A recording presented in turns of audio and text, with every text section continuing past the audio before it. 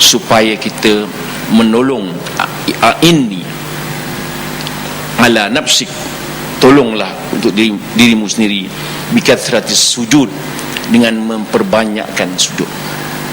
Itu sebabnya kalau kita buka dalam buku yang ditulis oleh Dr. Aid, ihfazillah yahfazk, peliharalah Allah, nanti Allah peliharamu. Apa katanya? Sembahyanglah malam walaupun beberapa minit nak masuknya waktu subuh. Ya, sembahyanglah malam walaupun beberapa minit nak masuknya waktu subuh. Allah berfirman, wasta'inu bis sabri salah wa innaha lakabirah illa al khashiin. Minta tolonglah supaya dapat berlaku sabar dan dapat mendirikan solat.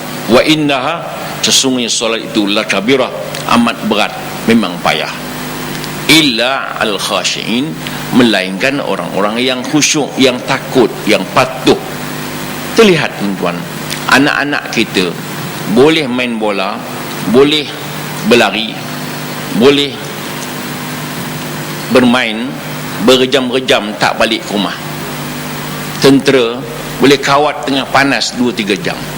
Orang main bola boleh main bola berjam-jam, tetapi sembahyang 5 minit amat berat, amat payah.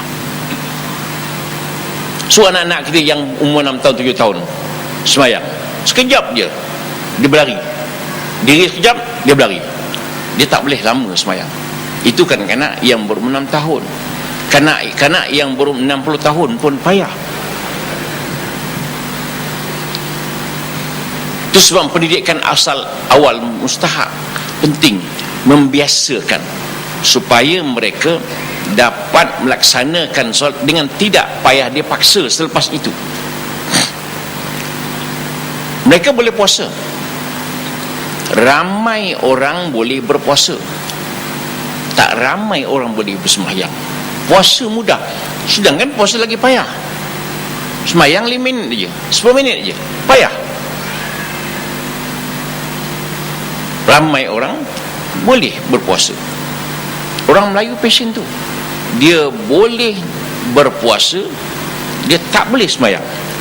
Kalau kita lihat orang-orang India, mak-mak tu pula, dia boleh sembahyang, dia tak boleh berpuasa pula, pasal dia musafir. Duduk Malaysia 40 tahun, musafir lagi dia. Orang Melayu pula, dia tak boleh sembahyang, dia boleh berpuasa. Itu kelebihan orang Melayu. Itu sebabnya kita perhatikan bahawa Sayyidina Osman pernah mengatakan bahawa man hafaza ala salawatil khamsah wa dawama alaiha akramallahu bi tisni karamat. Barang siapa yang pelihara solat 5 waktu dan mengekalkannya, maka Allah akan beri ia 9 kemuliaan. Termasuk yang pertama, yuhibbuhullah, Allah kasihkan kepadanya. Kalau kita boleh memelihara solat kita, maka Allah kasihkan kepada kita. Bila Allah dah kasihkan kepada kita, selesai masalah. Sebab Nabi Allah berfirman, qul in kuntum tuhibbunallah fattabi'uni yuhibbukumullah. Kalau kita kasihkan kepada Allah, ikut apa Nabi kata, nanti Allah sayangkan kepada kita. Bukan sayang saja, wa yaghfir lakum dzunubakum, Allah ampunkan dosa kita. Jadi sembahyang 5 waktu kalau kita buat, Allah sayangkan kepada kita. Kemudian wa tahrusul malaikah, malaikat jaga pula kita. Kemudian wa tanzilul marka fi darih, barakat turun pula dalam rumahnya. Kemudian yazharu fi wajhimus salihin, ternyata di mukanya tanda-tanda orang saleh. Kan banyak kelebihan. Kemudian Allah ampunkan dosa dia, nanti menyeberang titian sirat macam kalbarqil khatib, macam kilat menyambar. Itu. Dan kalau kita meninggalkan solat, maka kita tak termasuk golongan orang-orang yang beriman. Kita lihat bahawa orang yang dalam kubur terampun dosanya dengan doa orang-orang yang beriman. Kalau tidak solat, maka tak dapat doa tak termasuk kita kerana tidak melaksanakan solat. Itu sebab tuan-tuan lihat di Amerika sebuah hospital gila telah diubati dengan berbagai-bagai ubat. Thailand,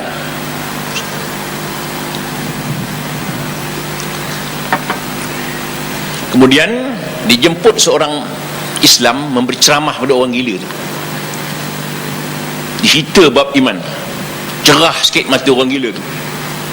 Tak lama dia ajaknya orang gila tu semayang berjemaah. Orang tidak beriman ni,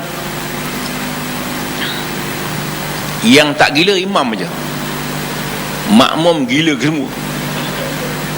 Akhirnya baik orang gila tu daripada penyakit gila.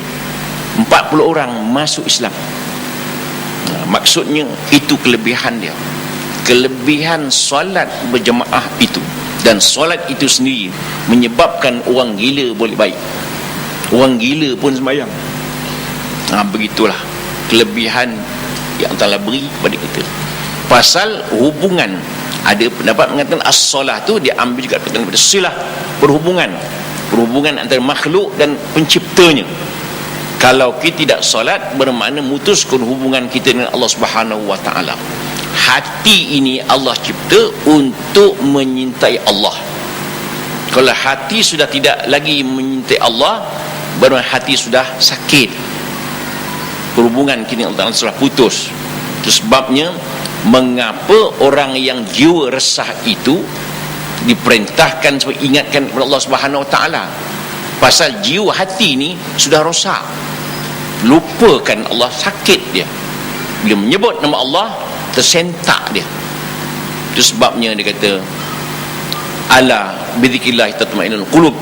Ingatlah dengan menyebut nama Allah itu akan tenteram hati itu. Kita lihat dalam semayang sendiri, berapa kali sebut Allah. Allahu Akbar sekali, a'udzubillah, bismillah, Allahu Akbar, sami Allahu hamidah, at-tahiyatul mubarakatus salatu thayyibatullah. Menyebut Allah belakang, assalamualaikum warahmatullah, Allah lagi menyebut. Bermakna dalam semayang itu pun sudah menyebut nama Allah beberapa kali, menyebabkan jiwa akan tenang. Begitulah. Sekian. Terima kasih tuan-tuan dan puan yang mati sekalian, sebagaimana yang saya sebutkan, kita akan mengakhirkan jam 11. Jam saya tinggal 2 minit lagi. Maknanya kita sudah berforum 1 jam 40 minit tuan-tuan. 1 jam 40 minit saya fikir sudah baiklah masa yang diperuntukkan untuk forum perdana ini. Dan tuan-tuan yang mendengar, tuan-tuan yang melihat, anak-anak di luar negara yang sedang menyaksikan program-program ini, forum ini, kita